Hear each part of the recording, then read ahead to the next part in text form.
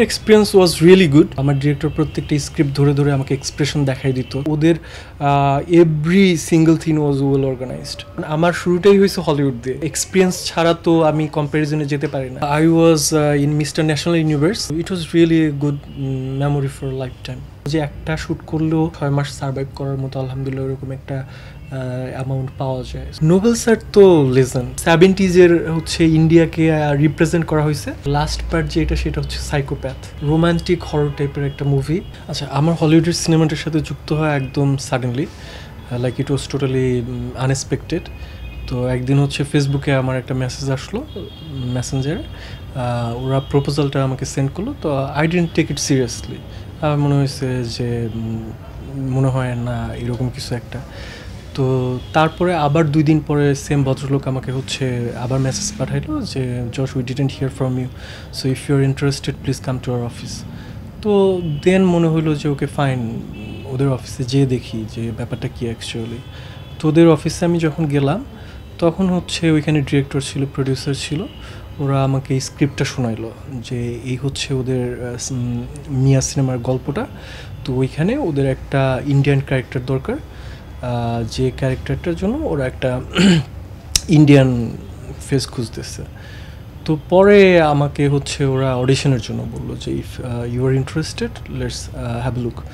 তো তখন যখন আমি স্ক্রিন টেস্ট দিলাম, দেওয়ার পরে হচ্ছে ওরা আমাকে মানে মুভিটার জন্য সিলেক্ট করলো। এই তো এইভাবে হচ্ছে সম্পৃক্ততা। Experience was really good. আমার ডিরেক্টর খুবই কোঅপারেটিভ ছিলেন। তো ওনার হেল্প ছাড়া, কোঅপারেশন ছাড়া হচ্ছে মনে হয় না পসিবল হইতো, অ্যাজ বিকজ আমি ভীষণ নিউকামার, আমার আগে কোনো এক্সপিরিয়েন্স ছিল না। তো আমার ডিরেক্টর প্রত্যেকটা স্ক্রিপ্ট ধরে ধরে আমাকে এক্সপ্রেশন দেখাই দিত, কীভাবে ডায়লগ ডেলিভারি দিতে হবে, কোথায় সফটভাবে দিতে হবে, কোথায় একটু লাউড হইতে হবে। So he was really that kind to me. So without his help it would not possible. ওরা নীতিনৈতিকতার দিক দিয়ে খুবই ভালো বলবো, আর কাজের ব্যাপারে ওরা খুবই প্রফেশনাল। ওদের মধ্যে পাংচুয়ালিটিটা অনেক বেশি, প্রফেশনালিজমটা অনেক বেশি, আর ডেডিকেশনটাও অনেক বেশি। সো এই তো যেটা হচ্ছে, আর কাজগুলো ওরা এত স্মুথলি করে যেটা হচ্ছে আমাদের বাংলাদেশে ধরেন আমরা যখন শুটে যাই খুব ক্যাওয়াস হয়, খুব হইচই হয়, মানে সব কিছু মেনটেন্ড থাকে না, ওয়েল অর্গানাইজড না। যেখানে ওদের every single thing was well organized. আর বাংলাদেশের সিনেমা করা হয়নি, কিন্তু বাংলাদেশের সিনেমার জন্য কিন্তু আমি অফার পাইছিলাম। সৈকত নাসির স্যার উনি হচ্ছে জাজের মুভির জন্য আমাকে বলছিল ব্যাক ইন 2022। তো তখন হচ্ছে আমার একটা কম্পিটিশনের জন্য হচ্ছে আমি মুভিটা করতে পারিনি। আমার শুরুটাই হয়েছে হলিউড দিয়ে। সো আমি ধরেন একটা এক্সপিরিয়েন্স ছাড়া তো আমি কম্প্যারিজনে যেতে পারি না। অডিয়েন্স হিসেবে বলতে বলেন, তা আমি বলবো যে সময় উপযোগী হওয়া উচিত। যেমন আমরা এখন হাতের মুঠোয় আমাদের নেটফ্লিক্স বা হচ্ছে সোশ্যাল মিডিয়ার কল্যাণে আমরা হচ্ছে হলিউড বলিউড সবই দেখতে পারি। সো ওদের সাথে কম্প্যারিজন করলে আপনাদের তো অনেক অনেক ল্যাকিংস বের হয়েই যায়। ধরেন এই সময় এসে কেউ তো মাঝির বা ওই সেই দেখতে, প্রেম কাহিনী দেখতে চায় না, যখন হচ্ছে আমি থিয়েটারে অ্যাভেঞ্জার্স দেখতে পাচ্ছি। আমার ক্যারিয়ার শুরুটা মডেলিং দিয়ে শুরু।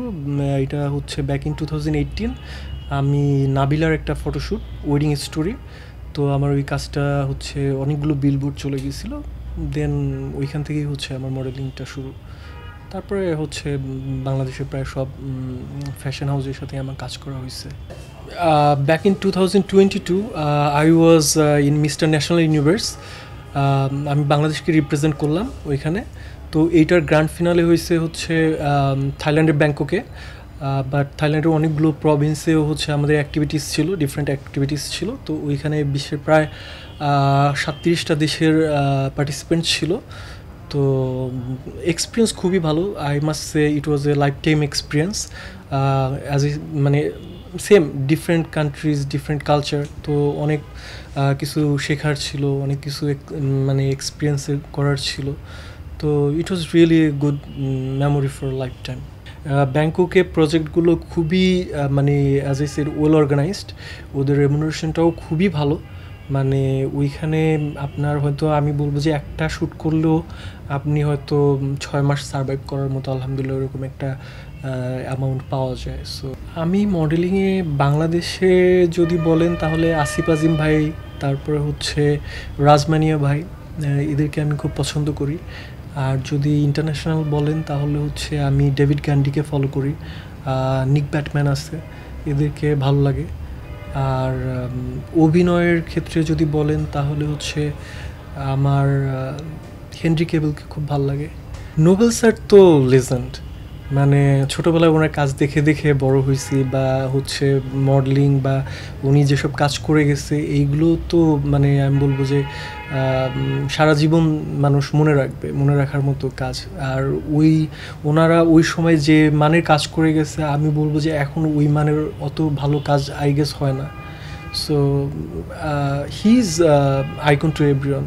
তো আর গল্পটা যেটা বললেন এইটা হচ্ছে 70s হচ্ছে ইন্ডিয়াকে রিপ্রেজেন্ট করা হয়েছে, যেখানে আমি হচ্ছে ইন্ডিয়ান একজন আর্টিস্ট পেইন্টারের হচ্ছে ক্যারেক্টারটা প্লে করছি। আর আমার ক্যারেক্টারটা অ্যাকচুয়ালি 3টা শেড, 3টা মোডে হচ্ছে ভাগ করা।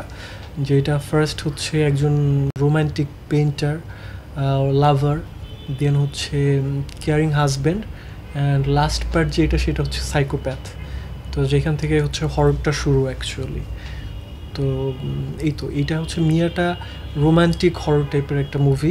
25 ডিসেম্বর ক্রিসমাস উপলক্ষে হচ্ছে মিয়া মুভিটা রিলিজ হওয়ার সম্ভাবনা আছে। এটা নেটফ্লিক্সে আসবে ইনশাল্লাহ। আমি বাংলাদেশের দর্শকদেরকে বলবো যে আমি বাংলাদেশি একজন আর্টিস্ট, ইন্টারন্যাশনাল মানে হলিউডের একটা মুভিতে কাজ করার সৌভাগ্য হয়েছে। সো আমি সবাইকে অনুরোধ করবো যে আপনারা মুভিটা দেখেন, দেখে ফিডব্যাক জানান, আর আমার জন্য দোয়া করবেন।